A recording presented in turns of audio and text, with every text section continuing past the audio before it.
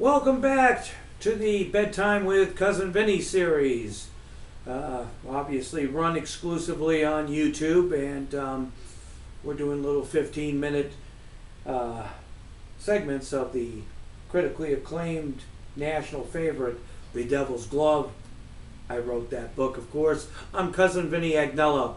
And all through these little teasing segments, which we're going to read about 180 pages in different 15-minute segments, you can always go to that phone number there, 813-703-3618, and give me a call, and I can get you your own discounted and autographed second edition of the critically acclaimed novel, The Christian Favorite, The Morality Tale, The Devil's Glove.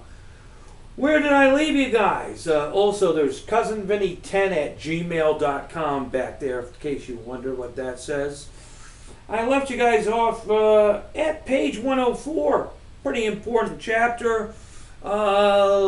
Eddie Romano is making his big splash on the Little League scene, and we're picking up with a double steal that Eddie very, very cleverly puts an end to, putting the end to a threat by the Little League team, the Tigers. And let's go on, page 104. And this is Eddie's manager. Mr. Mitchell couldn't believe his eyes when the umpire called the lead runner out at home. He'd never seen a Little League team pull that play off before. He was even more astonished that it was his Little League team that had pulled it off. He signaled for a timeout and raced out to the mound. "Who called that?" Mr. Mitchell asked in complete bewilderment. It was Eddie, Coach. He's to blame, not me," Keith said nervously, fearing that Mr. Mitchell was not happy with the call. "Well, way to go, Eddie," Mr. Mitchell said, patting him on the back. "Stevie, my boy, this is going to be our day. So you settle down. With a little luck, we're going to win this one." "No problem, Mr. Mitchell." "All right, Eddie," Stevie screamed out in appreciation. Stevie found some new confidence in his teammates and closed out the inning without a blemish. In the stands, many of the early, quote, whisperers came over and congratulated the Romanos on their son's fine play. Mrs. Jones announced to the crowd, "Well, maybe I'm going to have to eat my words on this one." There was one other major change, and that was that Rocco's father actually quieted down for 2/3 of an inning, but that was not to last. The second inning began with Rocco on the mound facing Eddie. Eddie kissed his antique glove superstitiously and set it down on the dugout bench. He then made his way out toward the batter's box. Upon arrival there, he planted himself in a perfect hitting position. His bat comfortably reached any spot on the plate. Rocco's first pitch was a high and tight fastball that was intended to push Eddie further off the plate. Unfortunately for Rocco, Eddie wasn't budging an inch from his initial position in the batter's box. Rocco's second pitch was a rising fastball that Eddie swung through for a 1-ball-and-1-strike count. "Way to go, Rocco! Strike that bum out! He's a whiffer!" Rocco's father exclaimed after the first strike.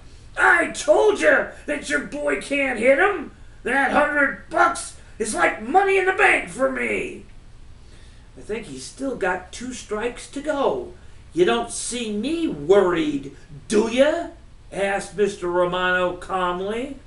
"You should be. Like P.T. Barnum once said, 'There's a sucker born every minute,'" quoted Rocco's father. Rocco went back into his wind-up and threw a change of pace pitch over the center of the plate that Eddie swung way too early on, resulting in strike 2. Rocco began laughing on the mound and taunting Eddie. "Way to go, Rocco! That's my boy! He's picture that one? This best like taking candy from kids, Rocco's father bragged. Come on, Eddie. Come on, you can hit him. Watch for the fastball, Mr. Romano screamed out at the top of his lungs. Rocco went back into his windup and delivered a fastball, waist high over the outside corner of the plate. Eddie swung late, but connected, and the ping of the aluminum bat pierced the ears of the crowd. The ball was driven on a line drive out into right field and directly into the glove of the Tigers' right fielder, who hardly had to make an adjustment. Eddie threw his bat down in disgust and looked toward his dugout with disbelieving eyes. Fire shot into those eyes when he realized that Johnny Mitchell was playing with his magic glove. Eddie instantly exploded with rage and raced toward Johnny with fists clenched. In an instant, he was on top of him, pummeling him into the dirt. Don't you ever touch my glove. I'll kill you. You hear me? Don't you touch it. Eddie screamed in anger as he struck Johnny Mitchell with a barrage of punches. It took most of the Astros team to pull Eddie off of Johnny, who was now bleeding profusely from the mouth. None of his teammates could believe how viciously he attacked their comrade. Eddie distanced himself from the team, threatening them all with bodily harm if they ever touched his glove. After witnessing this brutal display, none of them ever entertained that action again. Mr. Mitchell raced over and demanded an explanation from Eddie for his behavior. No one touches my glove. You understand me? Eddie responded, angrily sticking his finger in Mr. Mitchell's face. Mr. Mitchell just shook his head and walked away in disbelief. Eddie had in an instant lost all of his friends on the team. From then on, all of his teammates moved away from him when he approached. No one would sit next to him in the dugout, and many secretly feared his explosive temper. His teammates came to the conclusion that it was better to stay far away from him than by chance touch his glove and become the next victim of his wrath. Unaware of the events taking place within the Astros dugout, Mr. Romano told Rocco's father that he was sure that his boy could drive one out on Rocco. The boy was just plain lucky. It just goes to show that if you're lucky enough to catch up to a great fastball like Rocco's, you can drive it. But the fact remains, what was the net result? I'll tell you what it was. What language would you like to hear it in? How about zip, ugats, nada, or my favorite, nothing? A lot of noise, but just another out, Rocco's father taunted. Back in the dugout, the Astros were attending to Johnny Mitchell. Billy Ray had run down to the snack bar to get some ice to prevent any swelling. Johnny sat on the bench shaking his head in disbelief and mumbling to himself, what in hell was that for? His teammates were at a loss for words too. Meanwhile, Eddie left the dugout and headed over toward the payphone. A young girl was on the line talking to a friend when he just rudely hung up the phone on her. What's your problem, kid? The girl asked, shocked by his unmitigated gall. Your phone call's not important, so bug off, Eddie snapped. Who in hell died and left you in charge? The girl asked angrily as she raced back to the bleachers. Eddie brushed off her comment like a grain of salt and nonchalantly picked up the phone receiver, discovering Lou Gehrig on the line as promised. Eddie, you shouldn't treat people like that. Haven't you ever heard of the golden rule? You know, do unto others as you'd have them do unto you? How would you like it if she just came over and hung up the phone on you? I wouldn't like it. I just lost my cool, I guess. I was mad. Johnny Mitchell touched my magic glove, Eddie rationalized. For a magic glove, certainly didn't help much. I mean, you flew out to right. Where's the magic, Eddie? Who knows? Him touching it might have screwed it up. Did you ever think of that? Anyway, there isn't any magic that's 100% foolproof. Who told you that? Never mind. Did you notice anything from me to improve upon? Yeah, your attitude. You're really starting to grate upon me, kid. Let me turn you over to the Bambino. Maybe he wants to deal with you, Garrett criticized. Hey, kid, you gotta stop beating up on your teammates. You're not gonna win any popularity contests like that. As far as your hitting is concerned, though, it ain't half bad. I suggest, since he's such a fast pitcher, that you choke up considerably on that bat of yours. You've got a choice. You either choke up or you increase your bat speed. Your bat speed's going to take some time and effort to increase, so choking up will give you a temporary fix. Now, remember, when you choke up, your bat won't reach as far across the plate as it did before. That means you're going to have to get closer to the plate. Also, I noticed that the pitcher gives away his changeup. When he comes directly over top, he's throwing a fastball. If you see him release 3/4 over top, he's throwing a change. With that information, you should be able to swing early enough on his fastball to pull it to left field. Oh, kid, one other thing. I'm not supposed to tell you this, but your dad has got a bet going with the pitcher's father.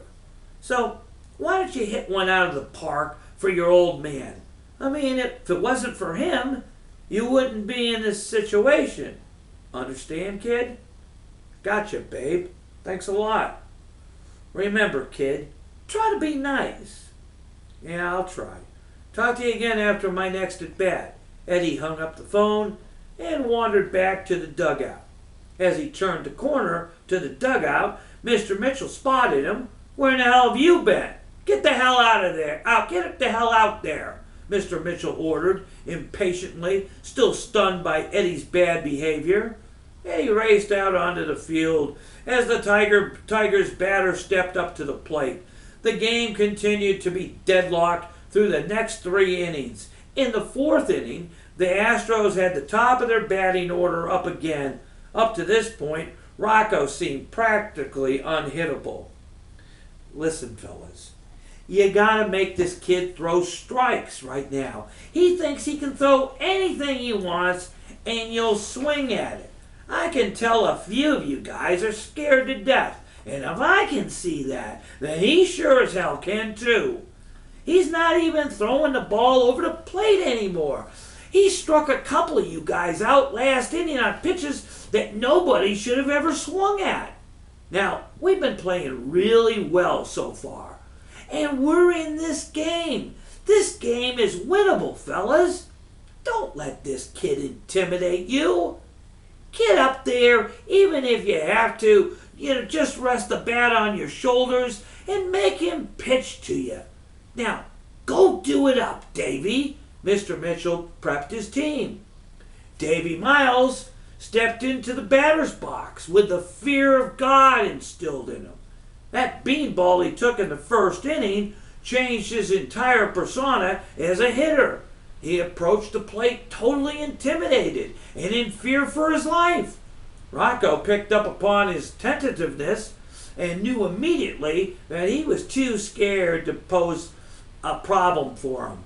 Despite his coach's instructions, Davy swung at every pitch Rocco threw. They numbered 3 before the umpire called him out, and he went back to find a seat in the dugout. With 1 out, Keith stepped into the batter's box, and unlike Davy, he heeded Mr. Mitchell's advice. He rested the bat on his shoulder and waited for Rocco to throw a strike. Rocco walked him on 6 pitches. He swung at none of them. With Keith on first base, Johnny came up to the plate. He was still smarting from the beating he received from Eddie, and he was in an ornery mood as he awaited Rocco's first pitch. He was looking for some payback, and he directed his anger at Rocco. The first pitch came, and it was high and outside. "Come on, Rocco! Find the plate, boy! Pitch to them! They can't hit you, Rock!" Rocco's father shouted encouragingly. The crowd in the bleachers became strangely quiet, almost as if they sensed an impending rally